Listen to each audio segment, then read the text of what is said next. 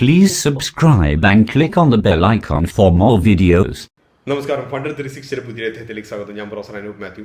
ഇന്നത്തെ വിഷയം ചെറിയൊരു വിഷയമാണ്, പക്ഷേ പ്രധാനപ്പെട്ടതാണ്. നമുക്കറിയുന്ന പോലെ തന്നെ കഴിഞ്ഞ 1-2 വർഷങ്ങളായിട്ട് വളരെയധികം ആളുകൾ സ്റ്റോക്ക് മാർക്കറ്റിലേക്ക് വന്നു. മൊത്തം ഇന്ത്യയിൽ സ്വാതന്ത്ര്യം കിട്ടിയതിന് ശേഷം മൊത്തം വന്നവരെക്കാളും കൂടുതൽ പേർ കഴിഞ്ഞ 2-3 വർഷത്തിനുള്ളിൽ സ്റ്റോക്ക് മാർക്കറ്റ് മേഖലയിലേക്ക് വന്നു. അപ്പോൾ അതുകൊണ്ട് ഇതൊരു നല്ല പ്രോസ്പെക്റ്റീവ് ആയിട്ടുള്ള ബ്രോക്കിംഗ് ബിസിനസ്സായി മാറി. പണ്ട് സ്വന്തമായിട്ട് ബ്രോക്കിംഗ് ചെയ്തവരും അല്ലാത്തവരും ഇതൊരു വ്യവസായമായി ഏറ്റെടുത്ത് ചെറിയ ചെറിയ ബ്രോക്കിംഗ് ഹൗസുകൾ കൂണുപോലെ മുളച്ചു പൊന്തി. IT ഇൻഫ്രാസ്ട്രക്ചർ ഇതിന് വേണ്ടിയിട്ടുള്ളതും താരതമ്യേന ഇന്നത്തെ രീതിയിൽ ചിലവ് കുറഞ്ഞതായതുകൊണ്ട് ബ്രോക്കിംഗ് ലൈസൻസ് കിട്ടിയ എല്ലാവരും നാട്ടുകാരെ പിടിക്കാൻ വേണ്ടി ഇറങ്ങി പല പല ഓഫറുകൾ കൊടുത്തിട്ട്. പണ്ടത്തെ പോലെ കോടിക്കണക്കിന് രൂപ അഡ്വർടൈസ്മെൻറ്റിന് മുടക്കേണ്ട ആവശ്യമൊന്നുമില്ല. ഈ നാട്ടിൽ ഇഷ്ടം പോലെ സോഷ്യൽ മീഡിയ ഇൻഫ്ലുവൻസേഴ്സ് ഉണ്ട്. അവർക്ക് ഏതെങ്കിലും കൊടുത്തിട്ട് ഒരു ലീഡ് ഉണ്ടാക്കിയാൽ ഇത്ര പൈസ, അല്ലെങ്കിൽ ഒരാളെ പിടിച്ചാൽ ഇത്ര പൈസ എന്ന് പറഞ്ഞു കൊടുത്തു കഴിഞ്ഞാൽ വെറും ഒരു കമ്പനി മാത്രം ഉണ്ടാക്കിയിരുന്നാൽ തന്നെ ആളെ കിട്ടും. ഏകദേശം 10ഓളം ബ്രോക്കിംഗ് ഹൗസുകൾ മാത്രമേ ഉള്ളൂ. അത് തന്നെ ഒരു ഓൺ ദി ഹയർ സൈഡാണ് ഇവിടെ മെയിൻ സ്ട്രീമിൽ വർക്ക് ചെയ്യുന്നത്. ICICIയോ, ജിയോജിത്തോ, ഏഞ്ചലോ, ജെറോദയോ ഇങ്ങനെയൊക്കെയുള്ള കുറച്ചെണ്ണം.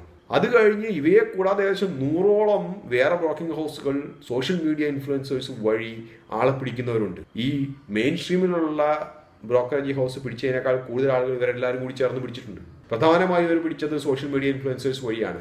നിങ്ങൾ ഈ പറയുന്ന ലിങ്കിൽ ക്ലിക്ക് ചെയ്യൂ, നിങ്ങൾ ജോയിൻ ചെയ്യൂ, നിങ്ങൾക്ക് അക്കൗണ്ട് കിട്ടി, ഞാൻ വേണമെങ്കിൽ നിങ്ങൾക്ക് ഫ്രീ ടിപ്പും തരാമെന്ന് പറയുന്ന അനേകം സോഷ്യൽ മീഡിയ ഇൻഫ്ലുവൻസേഴ്സ് ഉണ്ട്.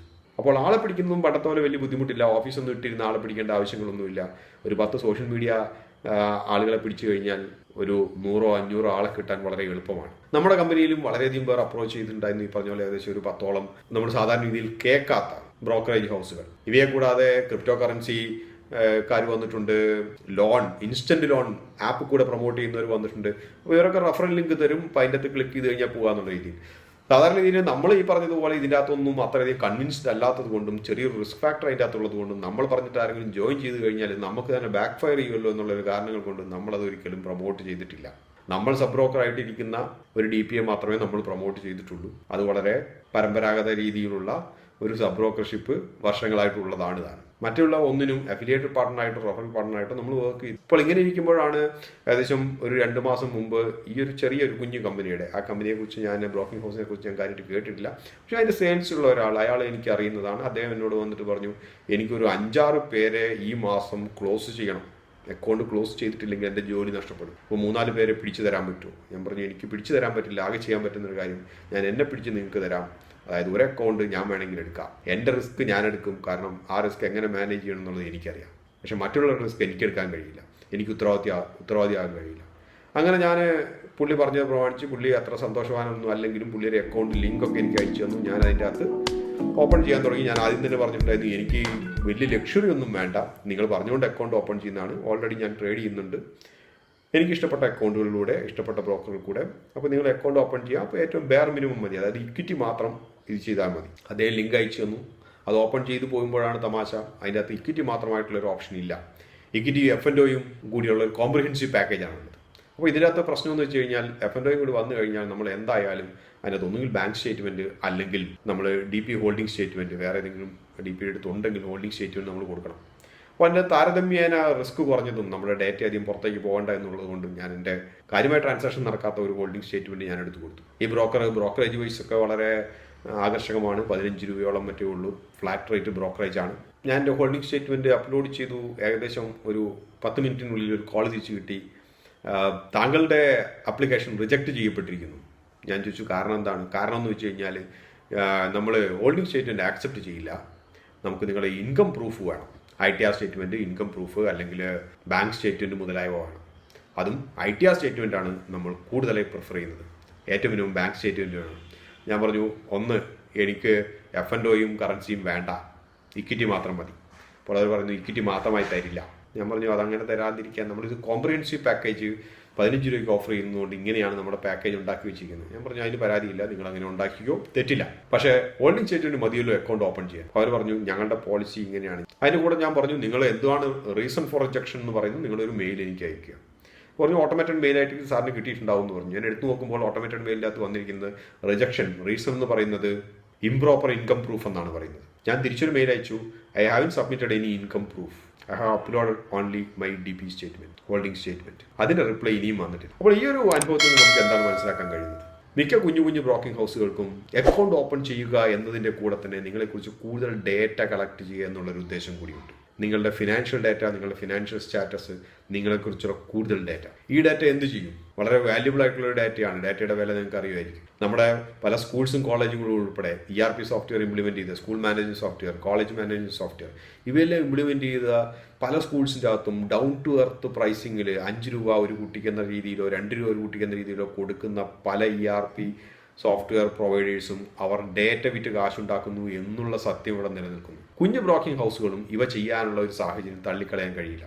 വലിയ കമ്പനിയെ കുറിച്ച് അപ്പോൾ നിങ്ങൾ ചോദിക്കും, വലിയ കമ്പനികളെല്ലാം പരിശുദ്ധന്മാരാണോ? വലിയ കമ്പനികൾ പരിശുദ്ധന്മാരാണെന്ന് ഞാൻ പറയുന്നില്ല. പക്ഷേ ഒരു കുറച്ച് ലക്ഷങ്ങൾക്ക് കസ്റ്റമറുടെ ഡേറ്റ ഷെയർ ചെയ്തിട്ട് കിട്ടുന്ന ഒരു വരുമാനം അവരെ സംബന്ധിച്ച് അവരുടെ റെപ്യൂട്ടേഷനെ റിസ്ക് ചെയ്യാൻ അവർ ധൈര്യപ്പെടില്ല.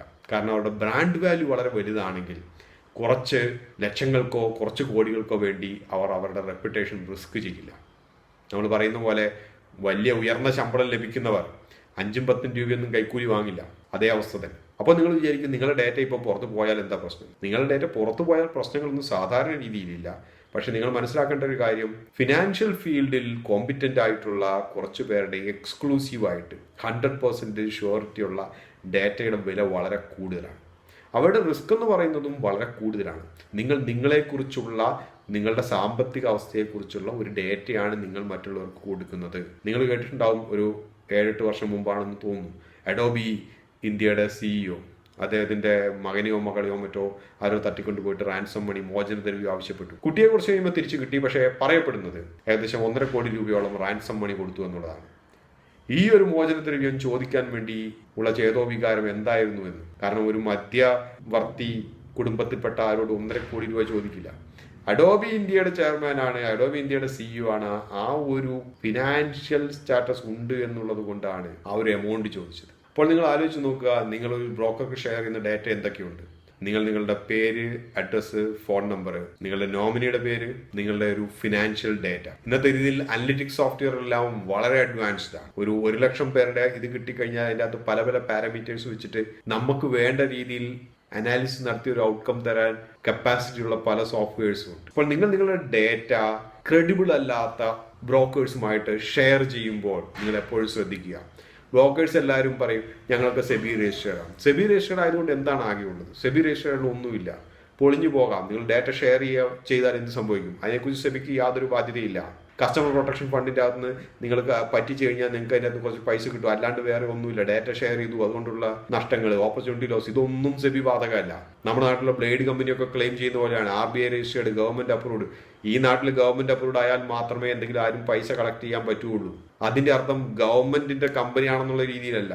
ഈ നാട്ടിലെ സാധാരണക്കാരുടെ പലരെയും പല ബ്ലേഡ് കമ്പനികളും പല ഫിനാൻസ് കമ്പനികളും ഒക്കെ പറ്റിക്കുന്നത് ഇങ്ങനെയൊക്കെ പറഞ്ഞിട്ടൊക്കെയാണ്. അതേപോലത്തെ ഒരു അവസ്ഥയാണിത്. അതുകൊണ്ട് നിങ്ങൾ വിശ്വാസ്യതയില്ലാത്ത ബ്രോക്കറേജ് ഹൗസുമായിട്ട് നിങ്ങളുടെ ഡേറ്റ ഒരിക്കലും ഷെയർ ചെയ്യരുത്. 5-10 രൂപയ്ക്ക് വേണ്ടിയിട്ട് ബ്രോക്കറേജിന്റെ ലാഭത്തിന് വേണ്ടി നിങ്ങൾ ഷെയർ ചെയ്യാതിരിക്കുക. നോർത്ത് നിന്നുള്ള പല ഇൻഫ്ലുവൻസേഴ്സും പല ടിപ്സ് കൊടുക്കുന്നവരും ചിലപ്പോൾ പറയും നിങ്ങൾ ഈ ഒരു അക്കൗണ്ട്, ഇതിൻ്റെ അകത്ത് നിങ്ങളുടെ അക്കൗണ്ട് കൂടിക്കഴിഞ്ഞാൽ ഞാൻ ഫ്രീ ആയിട്ട് ടിപ്സ് തരാം. അങ്ങനത്തെ ടിപ്സിന് വേണ്ടി നിങ്ങളുടെ ജീവിതം റിസ്ക് ചെയ്യരുത്. ചില ബ്രോക്കിംഗ് ഹൗസുകൾക്ക് അവരുടെ എംപ്ലോയീസ് തന്നെ അവരുടെ സെർവറിൽ നിന്നും ഈ ഡേറ്റ അടിച്ചുകൊണ്ട് പോയി കഴിഞ്ഞാൽ അവർക്കെതിരെ നിയമ നടപടി എടുക്കാനുള്ള കാശ് ചെലവാക്കാനുള്ളത് പോലും ഉണ്ടാകില്ല. നിങ്ങൾ ട്രെയിനിലോ ഫ്ലൈറ്റിലോ യാത്ര ചെയ്യുമ്പോൾ അടുത്തിരിക്കുന്ന ആള് നിങ്ങൾ എങ്ങോട്ടാണ് പോകുന്നതെന്ന് ചോദിച്ചു കഴിഞ്ഞാൽ അതിന് ഉത്തരം കൊടുക്കാൻ മടിക്കുന്നു. കാരണം നിങ്ങളുടെ സുരക്ഷിതത്വത്തെ കരുതി. വീട്ടിൽ ആരൊക്കെ ഉണ്ടെന്ന് ചോദിച്ചു കഴിഞ്ഞാൽ, എത്ര മക്കളുണ്ടെന്ന് ചോദിച്ചു കഴിഞ്ഞാൽ പോലും ഒരു ഉത്തരം കൊടുക്കാൻ മടിക്കുന്നു. നിങ്ങൾ സുരക്ഷിതത്വത്തെ കരുതി. പിന്നെ എങ്ങനെയാണ് നിങ്ങളുടെ ഫിനാൻഷ്യൽ ഡാറ്റ മൊത്തം തുറന്നു വെക്കുന്നത്? ഇന്നത്തെ ലോകത്ത് പണം ഉണ്ടാക്കുന്നതിനേക്കാളും ബുദ്ധിമുട്ടാണ് സുരക്ഷിതമായി ജീവിക്കാൻ. ഇതോട് ഈ ഒരു അധ്യായം അവസാനിക്കുകയാണ്. മറ്റൊരു അധ്യായത്തിൽ നമുക്ക് വീണ്ടും കാണാം. അതുവരെ നന്ദി, നമസ്കാരം.